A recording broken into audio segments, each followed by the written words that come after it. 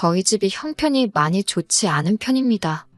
지방에 거주하고 있는데 믿기지 않으시겠지만 제가 어릴 적에는 비가 오면 천장에서 물이 뚝뚝 떨어지는 집에서 살았어요.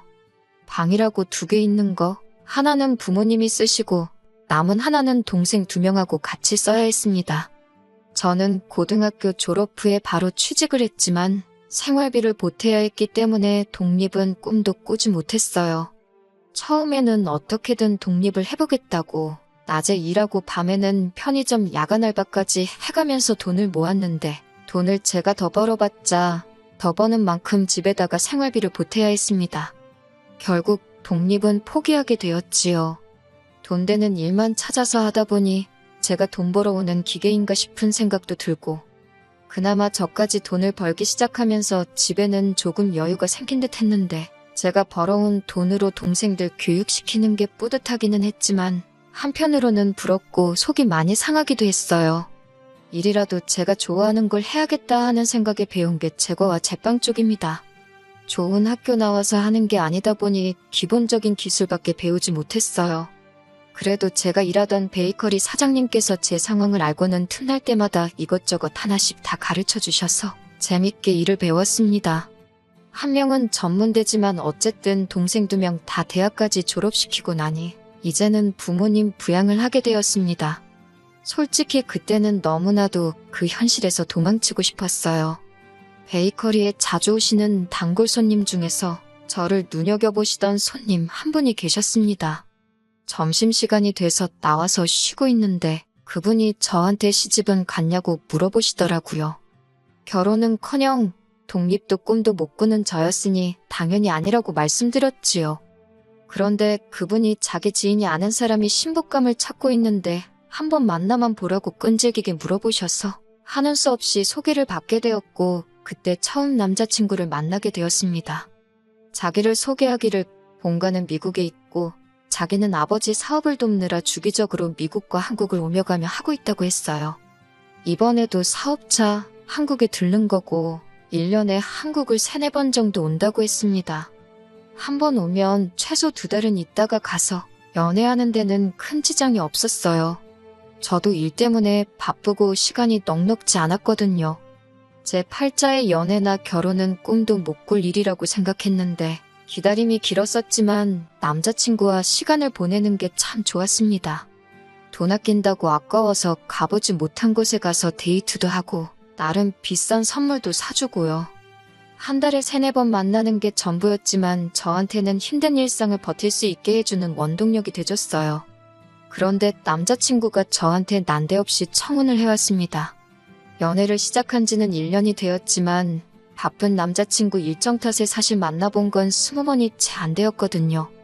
남자친구는 가족들을 위해 희생하는 숭고한 모습이 인상적이라면서 저랑 결혼하면 자기가 행복할 것 같다고 말해왔어요. 책임져야 하는 입이 있다 보니 집에다 청혼을 받은 사실을 말하기 어려웠는데 부모님도 더 이상 제 발목 잡고 싶지 않다 하시고 동생들도 제 덕분에 학교도 졸업하고 했다며 취직하면 자기들이 부모님 생활비 정도는 마련할 수 있으니 저는 이제 제 인생을 살라고 등을 떠밀어줬습니다. 남자친구도 저한테 했던 말이 한국하고는 다르게 미국은 빵의 주식이 아니겠냐고 빵 만드는 기술자들 대우가 한국하고는 비교도 할 수 없을 정도라고 하면서 미국 베이커리에 취직하면 여기서 버는 돈의 몇 배를 벌 텐데 생활비 보내드리는 거 가지고 자기가 뭐라고 하겠느냐는 말도 해줬었거든요. 그런데 무엇보다 제가 남자친구와 결혼해서 미국으로 향하는 걸 결심하게 만든 건 제 욕심이 가장 컸어요. 언젠가 제 이름 걸고 저도 베이커리 하나 열고 싶었거든요. 사장님이 많이 가르쳐 주시긴 했지만 제가 배운 거라곤 자격증 딸 때 배운 기술 몇 개와 일할 때 배운 몇 가지들 뿐이었으니 저도 본격적으로 하기도 취득해보고 더 배우고 싶은 욕심이 생겼습니다. 그런 열망 때문인지 솔직히 20번 남짓 만난 남자친구가 저에게 청혼을 해왔고 결혼을 급하게 하려고 했는지에 대해서는 의심조차 하지 않았었네요. 그런데 비자를 발급하는 과정에서 대사관에서 제 비자를 반려시켰습니다. 이민 브로커 말로는 제가 학력도 없고 여자라서 비자 발급해주는데 좀 보수적이라고 설명해주더라고요. 남자친구가 자기가 미국 영주권자이니 초청 이민을 해서 영주권을 받으면 된다고 혼인신고부터 올리자고 했는데 그때는 제정신이 들었어요. 그때 혼인신고 올리지 않은 게 천만다행이었습니다. 물론 고민은 많이 되었지만 남자친구 부모님도 뵌 적이 한 번도 없고 남자친구와도 그렇게 오래 알고 지낸 사이는 아니다 보니 혼인신고를 대뜸 올리기에는 많이 꺼려졌어요. 남자친구가 결국 저에게 제안하기를 자기가 비행기 표값을 내줄 테니 미국에 가서 자기 부모님께 인사를 먼저 드리고 그리고 제 마음을 정하라고 하더라고요. 거기까지는 제가 거절할 것도 없어서 그러자고 했고 얼마 뒤에 저는 미국행 비행기에 몸을 실었습니다. 남자친구 아버님이 사업을 하신다고 했고 남자친구도 한국에 주기적으로 들락날락했기에 엄청 큰 사업을 하시는가 보다 했는데 영화에서나 봤을 법한 분위기 어두운 후미진 동네에서 허름한 맥주 가게를 하나 하고 계셨어요. 저희가 도착했을 때 아버님은 일을 하고 계신다고 해서 아버님 가게로 먼저 향했는데 거기서 일하고 계신 40대쯤으로 보이는 여자분이 아버님은 피곤해서 집에 먼저 들어갔다고 하시더라고요. 그래서 곧장 집으로 향해 아버님을 만나 뵈었습니다.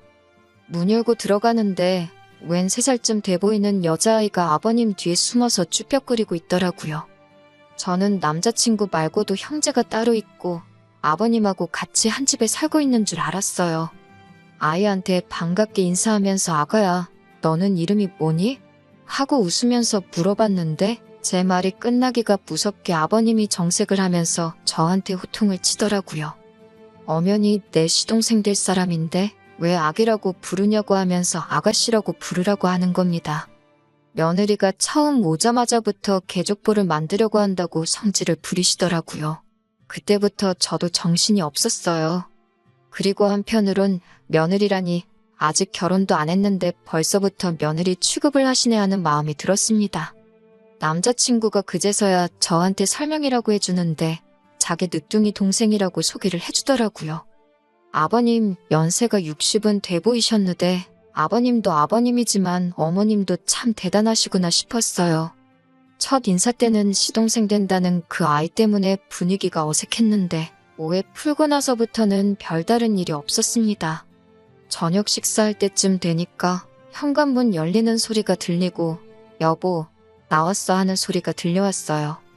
어머님이 오셨나 보다 싶어서 그때부터 바짝 긴장을 하고 있었는데 낮에 아버님 가게에서 봤던 40대쯤 돼 보이던 그 여자분이 문을 열고 들어오시더라고요. 남자친구 나이를 생각해보면 절대로 어머님이 될 수가 없는 나이대였거든요.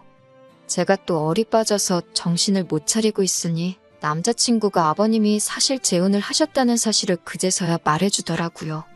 그게 뭐 숨길 일인가 싶어서 일부러 헷갈리라고 그런 건지 새로운 사실들을 하나씩 말해주는가 싶었습니다. 아까는 저보고 개족보를 만든다니 어쩐다니 하셨는데 정작 개족보는 누가 만들고 있는 건가 싶었네요. 새어머니이긴 했지만 남자친구하고는 사이가 좋은 듯 보였어요. 식사가 끝나고 저는 짐가방 좀 정리해 놓으려고 남자친구 방으로 들어왔는데 제가 방으로 들어오는 걸 보더니 남자친구가 따라 들어왔습니다. 저보고 많이 놀랐냐고 물어보더라고요. 조금 놀랐다고 왜 미리 말을 안 해줬냐고 했더니 미리 말 안 한 이유는 설명해주지도 않고 여기는 미국이 아니겠냐면서 미국에서는 이런 게 일반적인 거고 색안경 쓰고 볼 이유도 이상하게 생각할 필요도 없다고 하는 겁니다. 한국 교포들이라도 이런 부분은 미국식 사고로 많이 개방적인가 보다 그렇게 이해를 하고 넘겼습니다. 저녁 식사 마친 지 얼마 되지 않은 일은 저녁이었는데 시차 적응을 한 번도 해본 적이 없어서 그런가 몸이 나른하고 잠이 쏟아지더라고요. 그래서 짐 정리를 하다 말고 저도 모르게 잠깐 잠이 들고 말았네요. 제가 잠들었을 때가 저녁 7시였는데 일어나서 보니 11시에 가까워져 있더라고요. 첫날인데 시차 적응도 있지만 예비 시부모님 댁에 오자마자 잠들었다고 정신력이 없네, 긴장감이 없네 그런 소리를 들을까봐 허둥지둥 밖으로 나갔습니다. 2층 계단을 따라 1층으로 내려오는데 계단 중간쯤에 다다랐을 때 거실에서 이야기를 나누고 있는 남자친구 가족들의 목소리가 들려왔어요. 그런데 그때 들려온 첫마디가 혼인신고도 안 했는데 데려오면 어떡하느냐는 말이었습니다. 그 말을 듣자마자 저도 모르게 본능적으로 그 자리에 멈춰서 남자친구 가족들이 하는 이야기를 숨죽여 듣게 되었습니다. 열받아서 뛰쳐나가느라 정말 조금밖에 듣지 못했는데도 치가 떨리더군요. 비리비리해 보이는데 일이나 할 수 있겠냐는 남자친구 아버지의 말. 다른 거 다 필요 없다. 나 대신 애만 봐줘도 할 만큼 하는 거라는 남자친구 새어머니의 말. 그리고 누구보다 저를 아껴주고 저를 좋아해줘서 결혼까지 생각했던 남자친구의 결정적인 한마디. 다 자기가 알아보고 잘 골라서 온 거라고. 한국에서도 온 가족 뒷바라지 하다 온 사람이고 소처럼 일도 잘한다고 부려먹기 딱 좋은 사람 아니겠냐고 하더라고요. 그 말을 듣자마자 배신감에 뛰쳐나가서 지금 뭐라고 짓거리는 거냐고 한마디 했습니다. 남자친구가 엄청 당황하더니 언제 일어났냐고 하면서 제가 아무것도 못 들었다고 생각했는지 모르는 척 딴청을 부리고 있더군요. 결혼 앞두고 내 칭찬을 하고 있었다고 하는데 남자친구 부모님이 먼저 했던 말만 들어봐도 정황상 그게 제 칭찬으로 한 말이 아니라는 건 누구라도 알았을 겁니다. 남자친구는 오해라고 하면서 잘 들어보라고 하는데 솔직히 그 상황에서는 누가 와도 그 어떤 변명을 할 수 없었을 거예요. 그나마 조금 순화해서 하는 말이 아버지가 재혼을 하시면서 새어머니가 가게를 같이 봐주시게 돼서 번갈아 가면서 가게를 보면 되었으니 조금 쉴만해지셨는데 계획에 없던 아이가 태어나면서 오히려 전보다 더 힘들어졌답니다. 아이를 두고 출근을 할 수 없었기 때문에 가게는 혼자서 나가야 했고 집에 있으면 집에 있는 대로 아이를 돌봐야 했기에 오히려 전보다 훨씬 더 일이 많아진 거나 다름이 없게 되었다고 하더군요. 그래서 며느리가 될 제가 아이를 봐줬으면 하신다기에 그 부분에 대해서 부모님하고 이야기를 나누고 있었다고 하더라고요. 부려먹을 생각이 아니라 제 생각을 물어보려고 했다고 해도 그건 말도 안 되는 거죠. 지들 가족 간의 일이나 마찬가지인데 아무리 제가 이 집에 며느리로 들어온다고 해도 남자친구와도 30살 터울이 있는 시동생을 제가 업어 키워야 할 이유가 있냐 물었어요.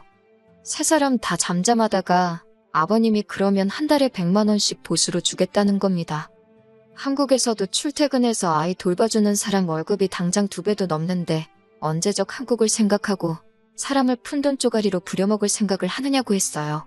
개방적인 건 미국이라 그런 거니 이해해 달라더니 돈 쓰는 거 보니 미국 이민 오기 전 쌍팔년도 시세로 계산을 하고 있으니 웃기지도 않더라고요. 그것도 안 통하니 남자친구 새어머니는 애를 줄 테니 그럼 한국에 데려가서 키워달라더군요. 자기 배 아파 낳은 자식을 남한테 키워달라는 것도 웃기지만 이젠 아예 애를 주겠다고 나오니 이 사람들 밑바닥이 어디까지인지는 제가 가늠도 할 수 없었습니다. 정리해놓은 짐을 다시 챙겨서 밖으로 나왔네요. 남자친구는 쫓아와서는 지가 다 설명할 수 있다고 하는데 애초에 처음부터 저한테 접근한 의도가 뻔한데 뭘 설명하려는가 했지요. 그랬더니 우리가 그 아이를 키워야만 아버지가 은퇴하고 나서 저 가게를 자기한테 물려주실 거랍니다.